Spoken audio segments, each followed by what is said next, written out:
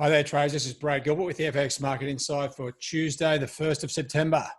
All right, now as we come into the start of trading in the Asian session, the takeaway from the US market, slight risk-off sentiment day, right? Equity markets slightly down, but I'll tell you where that risk-on, risk-off hasn't completely faded, but it's almost out. Excuse me. Now, the dollar index continues to drift lower. This is a really good sign. Dollar weakness. It's going to permeate through all the major currency pairs and create a lot of trading opportunities. Now, just come back to that risk-on, risk-off situation. Okay, if I just get up the our risk template page, and if you just have a look here, you'll see, you've got the equity markets going down. There's a bit of distortion here, obviously, with the NASDAQ, right? The tech stocks going through the roof. This makes sense to me, right? With all the lockdown stuff, the tech, everyone's using tech for everything. These are going up for the right reasons, whereas the Dow Jones and everything else have been going up on fictitious, well, there's no results or no growth. So I don't know what's happening there, but this is the distortion between what is risk on, risk off. To me, it's almost like the NASDAQ is the new thing. And if that's up, well, that's risk on. Right, but we'll have to sort of gauge it as we go. But looking at the correlation matrix here, right, you've got a situation where a lot of the equity markets are now, well, there's no major impact. And even the NASDAQ, right, it's not correlating specifically to any currency pairs. Dow Jones and the CAD, and also, well, that's probably the major one to sort of focus on. But anyway, the risk on, risk off sentiment, don't get caught up in just because the equity markets are up or down that the currency is going to do specific things, because that relationship just at the moment has broken down. All right.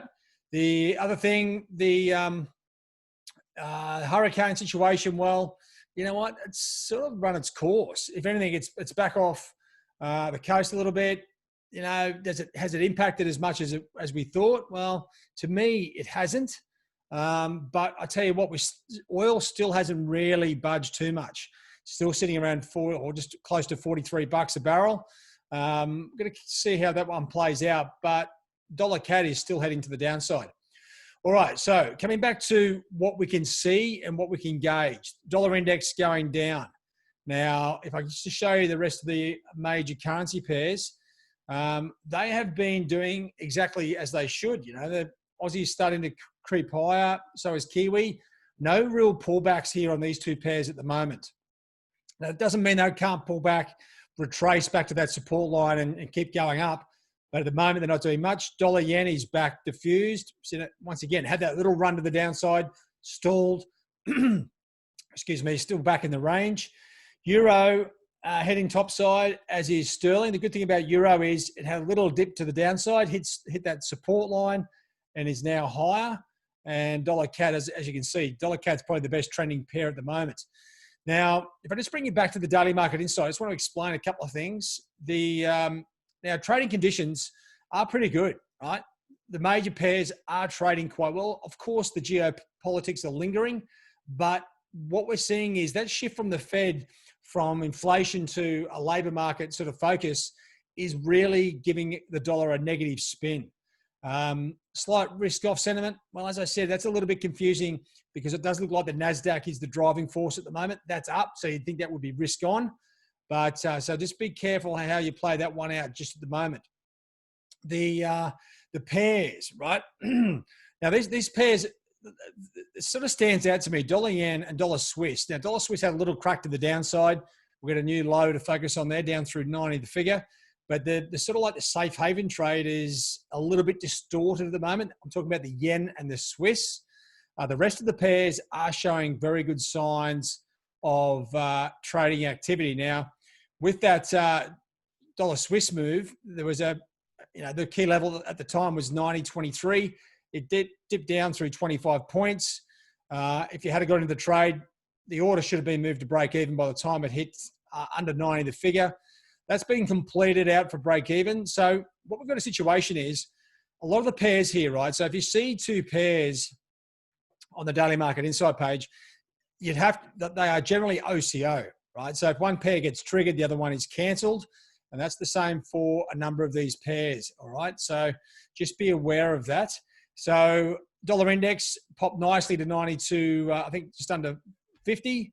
That's an active trade. You got euro dipping down to 118.87. That's currently in play as well. You've got a bunch of pending orders and the orders, the OCL orders that have been cancelled. You can see those very clearly as well. But what this tells you is there's still plenty to play for, right?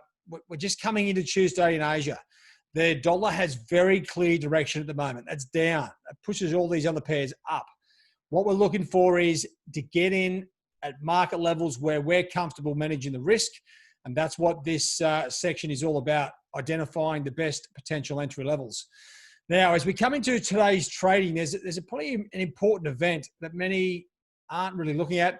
To me, after the Fed announcement last week, it's the RBA interest rate decision and statement. Now, there's no change in rates expected, but what will be very important to see is if the RBA lines up with the Fed with regards changing their focus from inflation to employment, right? If that's the case, then that may take a bit of pressure off the downside in the US dollar, and you would expect the rest of the central banks to follow suit. So to me, that's a key event outside of this. I'll be watching the statement, seeing if that comes about.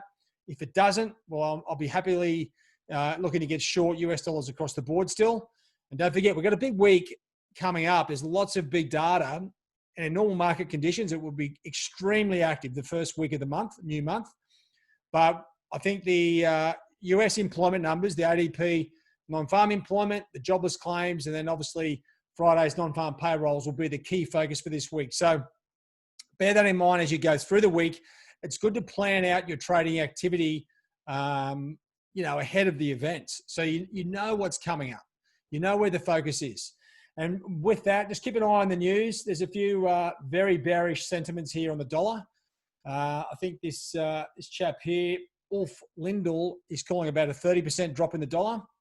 Now, I think that's possible, but I mean, 10% seems on the cards, but 30, well, you'll have to wait and see. A few changes in Japan. They're trying to sort of drum up some interest.